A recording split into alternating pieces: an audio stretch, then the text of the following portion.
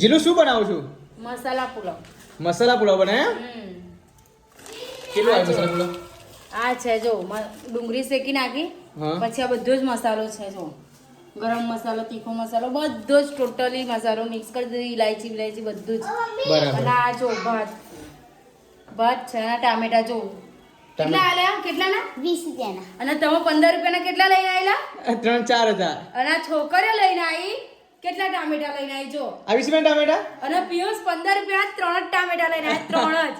એ જો પણ ભાઈ આપે લઈને આવું થોડું કે તમારી મારે પર્સનાલિટી એટલે વાત જુદી. દાદુના ચોખા એકદમ મીઠી ગઈ. તો 2 4 જેવા વધારે આવતા. જો પણ તમે જ જો નાની છોકરીઓ લઈને આવી 20 રૂપિયાના કેટલા, અને પિયુષ 3 જ ટામેટા લઈને આવ્યા, તમે પાછા મોકલ્યા. જાઓ પાછા મોકલો, આપ્યા નહીં જોતા. નહીં જોતા નહીં. કેટલી વાર છે બનાવવા? બોલો મસાલા પુલાવ ફટાફટ. તો છોકરીઓને સારું વાળો ખરીદી એ બધી વાત છોડ, એ બધી વાત છોડ. ચાલ.